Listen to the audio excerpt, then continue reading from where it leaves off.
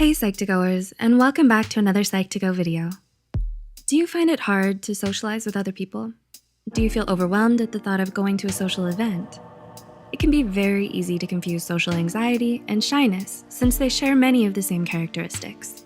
While shyness is a personality trait, social anxiety is a mental illness.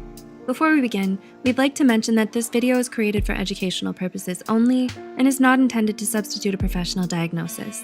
With that being said, here are 8 signs you might have social anxiety. 1. You're always self-conscious. One aspect of social anxiety is the extreme fear of being judged. According to Kakowski and Endler, if you have social anxiety, you'll constantly worry about the way you look or act and what others think of you. Your greatest fear is of embarrassing yourself in front of others.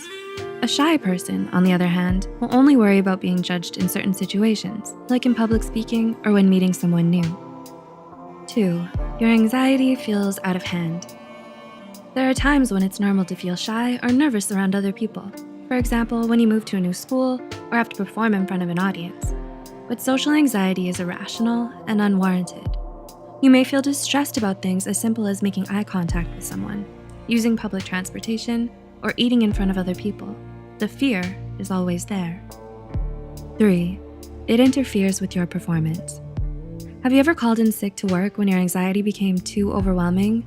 Or have you kept quiet when you were having trouble in class? Social anxiety can impact your performance in many ways. With the constant fear of people's judgment, you may even be afraid to do well to avoid drawing attention. You don't pitch ideas at meetings, raise your hand in class, or join clubs because of how much anxiety it creates. 4. It affects your relationships. While it's hard to make friends when you're shy, it can feel almost impossible when you have social anxiety. For a shy person, it's usually about breaking the ice and going through the initial awkwardness of meeting each other. But having social anxiety can complicate your relationships. You feel tense and uneasy around people no matter how close you are or how long you've known them. 5. It doesn't go away with familiarity.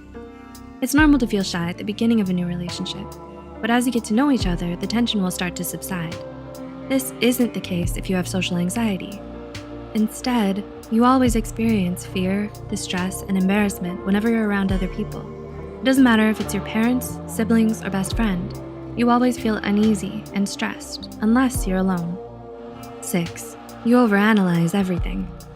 Have you ever said things to yourself like, I took too long to reply and now she doesn't like me? Or, he didn't say hello this morning because he's upset with me. Social anxiety can make you obsess over your social interactions. You may spend a lot of time and energy analyzing other people's facial expressions, body language, and tone of voice to see if they really mean what they're saying or not. 7. You avoid social situations. Are you often absent or very late to social gatherings? It's a serious matter if your social anxiety leads you to avoid social situations altogether.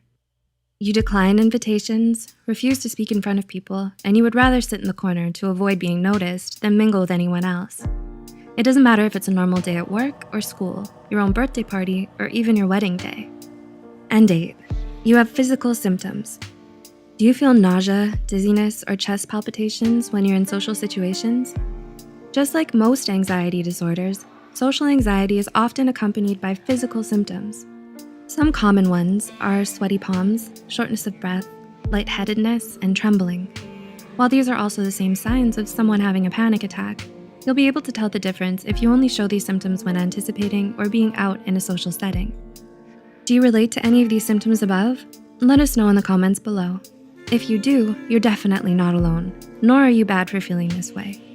The references and studies used in this video are added in the description below.